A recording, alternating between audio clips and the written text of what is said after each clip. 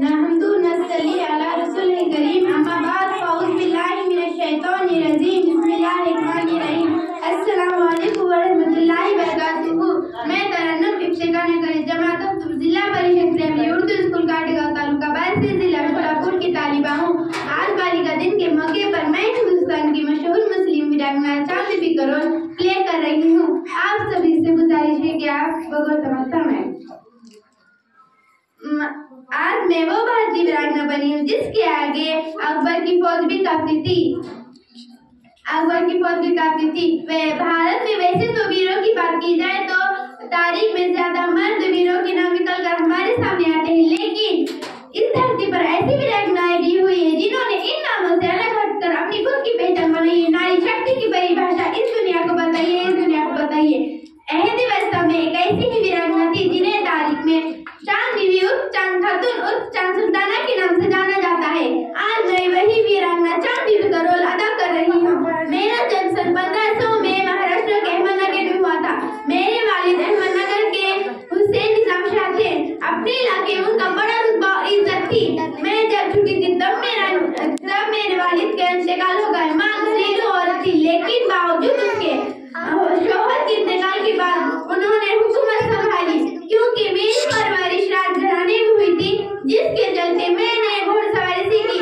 पढ़ाई में तेज होने की वजह से मैंने फारसी अरबी के अलावा मराठी जबान भी सीखी।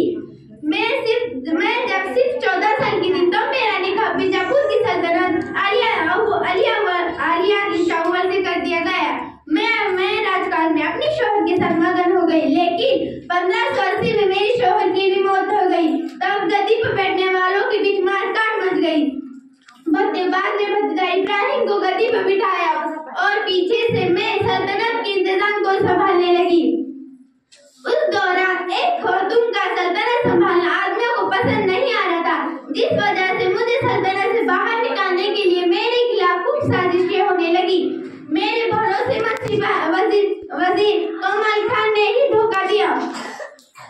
पहले सुल्तान इब्राहिम को गद्दी से हटाया और मुझे जेल में डालकर खुद सुल्तान बन गया, लेकिन उससे गद्दी संभाली न जा सकी। पड़ोसी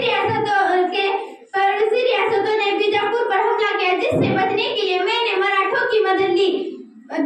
वक्त के साथ जनूबी भारत की कुछ रियासतें मुगलों की गिरफ्त में हो गई, लेकिन मैं झुकी नहीं। अकबर जैसे बादशाह का प्रस्ताव ठुकरा दिया। बाद में अहमदनगर पहुंचने के बाद मुझे खबर मिली कि अकबर बादशाह इस वक्त शुमाली भारत का ताकतवर बादशाह बन चुका है।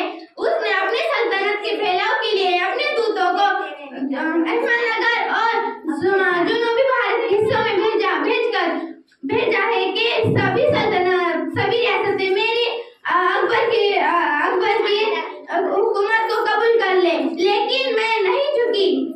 अपने तेज दिमाग और हिम्मत का नमूना दिखाते हुए अहमदनगर की फौज का शानदार तरीकों से अगुवाई की।